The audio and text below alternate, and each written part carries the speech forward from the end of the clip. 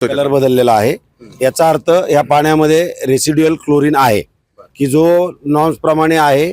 याच्यामुळे कुठलीही बॅक्टेरिया ह्याच्यात सध्या या पाण्यात जिवंत नाही। हे पाणी आपण पिऊ शकतो। पिंपरी चिंचवडमध्ये गुलेनबॅरी सिंड्रोमचा पहिला बळी गेल्यानंतर महानगरपालिका आता सज्ज झालेली आहे। ते ठिकठिकाणी जात आहेत, जिथं पाण्याचे सॅम्पल घेता येतील तिथं जाऊन पाण्याचं सॅम्पल घेतलं जात आहे। खास करून पाण्याचे टँकर भरून जिथून पाणी पुरवठा सोसायटी असेल, वेगवेगळ्या भागात पाणी पुरवठा केला जातो, तिथं अशा प्रकारे नमुने घेतले जात आहेत आणि या नमुन्यांमधून हे पाणी शुद्ध आहे की अशुद्ध आहे हे तपासलं जात आहे। पाणी पुरवठा विभागाचे प्रमुख उंबासे सर आत्ता आपल्यासोबत आहेत। ते स्वतःच याचं परीक्षण जे आहे त्या ठिकाणी करताना आपल्याला पाहायला मिळत आहे। सर, काय दिसतंय याच्यातून?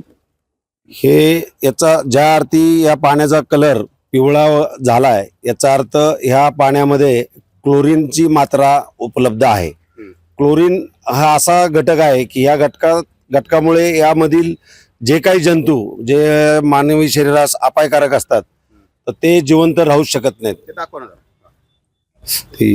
आता कलर बदलतो, कलर बदललेला आहे।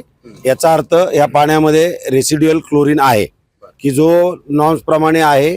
याच्यामुळे कुठलीही बॅक्टेरिया ह्याच्यात सध्या या पाण्यात जिवंत नाही। हे पाणी आपण पिऊ शकतो। तर हे जे पाणी टँकरद्वारे पिंपरी चिंचवड महानगरपालिकेच्या हद्दीमध्ये दिले जातं, हे स्पष्टपणे टँकरवाल्यांनाही आम्ही सूचना दिलेल्या असतात की हे पाणी वापराकरता दिलेलं आहे। जरी पाणी पिण्याच्या योग्य असेल तरी तर हे पिण्याच्या पाण्याच्या टाकीत न टाकता हे वापरायच्या टाकीमध्ये टाकतात। हे कुठं कुठं आपण अशा प्रकारे परीक्षण करतोय? आता आपण बघतोय की विहिरीवरती तुम्ही काही सूचना पण लावलेल्या आहेत। कुठं कुठं अशी पथकं आपली गेलेली आहेत आणि जे पाहणी करतात? आपल्या पिंपरी चिंचवड शहरामध्ये ज्या ज्या ठिकाणी विहिरी आहेत की जिथून हे टँकर भरले जातात, याची आम्ही माहिती गोळा करून जवळजवळ 30 ते 35 ठिकाणी आम्ही ते लोकेट केलेले आहेत आणि त्या ठिकाणी आम्ही रोजची TCL पावडर पण टाकत आहोत। तसं टँकर चालक जे आहेत त्यांनाही प्रशिक्षण देण्यात आलेलं आहे की TCL पावडर किती टाकायची। 9000 लिटरचा टँकर असेल तर किती, 12000चा असेल तर त्या पद्धतीने आम्ही देतो। पण हे पाणी त्यांना सुद्धा सांगायला सांगतो की हे पिण्यासाठी नाही, जरी पोर्टेबल असेल तरी।